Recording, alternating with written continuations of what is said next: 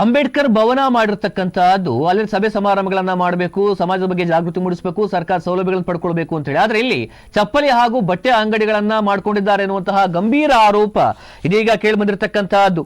ಬೆಳಗಾವಿ ಜಿಲ್ಲೆಯ ಅಥಣಿ ಪುರಸಭೆ ವ್ಯಾಪ್ತಿಯಲ್ಲಿರತಕ್ಕಂಥ ಅಂಬೇಡ್ಕರ್ ಭವನದಲ್ಲಿ ಅನಧಿಕೃತವಾಗಿ ಚಪ್ಪಲಿ ಮತ್ತು ಬಟ್ಟೆ ಅಂಗಡಿಗಳನ್ನು ಇಡಲಾಗಿದೆ, ಮಾರಾಟವನ್ನ ಮಾಡಲಾಗಿದೆ ಎನ್ನುವಂತಹ ಆರೋಪ ಕೇಳಿ ಬಂದಿದೆ. ವಕೀಲ ಶಶಿಕಾಂತ್ ಬಾಳಗಿ ಅವರಿಂದ ಅಥಣಿ ಮೇಲಧಿಕಾರಿಗಳಿಗೆ ದೂರನ್ನ ಕೊಟ್ಟಿರತಕ್ಕಂತಹದ್ದು. ದೂರನ್ನ ಆಧರಿಸಿ ಅಧಿಕಾರಿಗಳು ಸ್ಥಳಕ್ಕೆ ಆಗಮಿಸಿ ದಾಖಲೆಗಳನ್ನ ಪರಿಶೀಲನೆ ಮಾಡಿದ್ದಾರೆ. ಇಲ್ಲಿ ವ್ಯಾಪಾರಕ್ಕೆ ಯಾರಿಂದ ಅನುಮತಿಯನ್ನು ನೀಡಲಾಗಿದೆ, ಅಧಿಕೃತ ಆದೇಶವಿಲ್ಲದೆ ಸ್ಥಳ ಬಳಕೆ ಮಾಡಿಕೊಂಡಿರ್ತಕ್ಕಂಥದ್ದು ಕಾನೂನಿನ ವಿರುದ್ಧವಾಗಿದೆ ಅಂತ ಹೇಳಿ ಖಡಕ್ ಎಚ್ಚರಿಕೆಯನ್ನ ಕೂಡ ಕೊಟ್ಟಿದ್ದಾರೆ ಇದೀಗ ಅಧಿಕಾರಿಗಳು.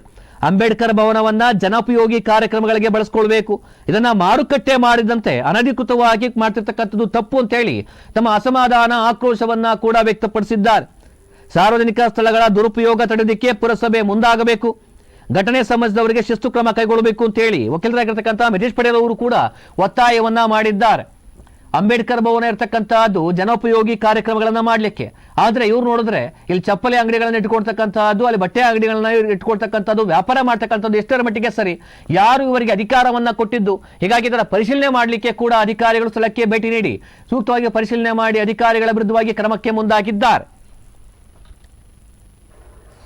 ಇಂದು ಪ್ರೆಸ್ ಮೀಟ್ ಮಾಡೋದ ಕಾರಣ ಏನಂದರೆ, ಅಥಣಿ ಪುರಸಭೆಯಲ್ಲಿ ವ್ಯವಸ್ಥಾಪಕ ಹುದ್ದೆಯಿಂದ ಮುಖ್ಯಾಧಿಕಾರಿ ಅಂತ ಬಂದಂಥ ಅಶೋಕ್ ಸೀತಾರಾಮ್ ಗುಡಿಮನಿ ಈತನು ಕೆಲವು ದಿನಗಳ ಹಿಂದೆ ಅಥಣಿ ಪಟ್ಟಣದಲ್ಲಿದ್ದಂಥ ಡಾಕ್ಟರ್ ಬಾಬಾ ಸಾಹೇಬ್ ಅಂಬೇಡ್ಕರ್ ಭವನದಲ್ಲಿ ಬಟ್ಟೆ ಹಾಗೂ ಚಪ್ಪಲನ್ನು ಮಾರಾಟ ಮಾಡಲು ಅವಕಾಶ ಮಾಡಿಕೊಟ್ಟಿದ್ದನು. ಆ ಅವಕಾಶ ಮಾಡಿಕೊಟ್ಟದ್ದು ಕಾನೂನು ಬಾಹಿರ ಅಂತ ನಾವು ಹಾಗೂ ಶಶಿವಾಡಿ ವಕೀಲರು ನಾವು ಜಿಲ್ಲಾಧಿಕಾರಿಗಳಿಗೆ ಅವನ ವಿರುದ್ಧ ಅರ್ಜಿಯನ್ನು ಹಾಕಿದ್ದೆವು.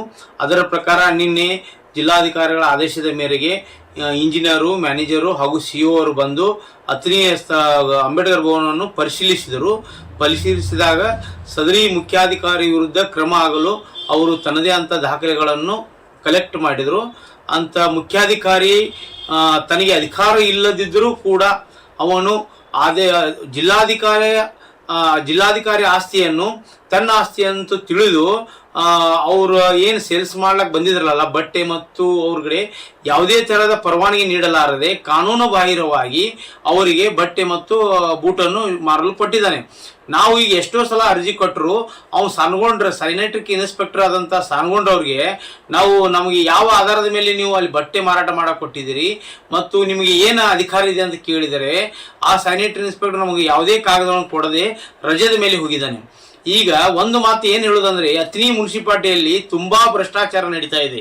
ಅದನ್ನು ಹೇಳೋರಿಲ್ಲ, ಕೇಳೋರಿಲ್ಲ. ಯಾಕೋ ನಮ್ಮ ಅಥಣಿ ಮತಕ್ಷೇತ್ರದ ಶಾಸಕರು ಈ ವಿಷಯದಲ್ಲಿ ಎಡುತ್ತಿದ್ದಾರೆ, ಯಾಕೆ ಗೊತ್ತಾಗ್ತಾ ಇಲ್ಲ. ಈ ಅಶೋಕ್ ಗುಡಿಮನಿ ಭ್ರಷ್ಟಾಚಾರ ಎಸಗಿದರೂ ಕೂಡ ನಮ್ಮ ಅಥಣಿ ಶಾಸಕರು ಅವನ ಮೇಲೆ ಯಾವುದೇ ಕ್ರಮ ತೆಗೆದುಕೊಳ್ತಾ ಇಲ್ಲ. ಆದ್ದರಿಂದ ಮಾನ್ಯ ಜಿಲ್ಲಾಧಿಕಾರಿಗಳು ಇದನ್ನು ಕೂಲಂಕುಷವಾಗಿ ಎನ್ಕ್ವೈರಿ ಮಾಡಿ ಅವನ ಅಮಾನತು ಮಾಡಬೇಕಂತ ಈ ಮುಖಾಂತರ ನಾನು ಕೇಳ್ಕೊಳ್ತೀನಿ.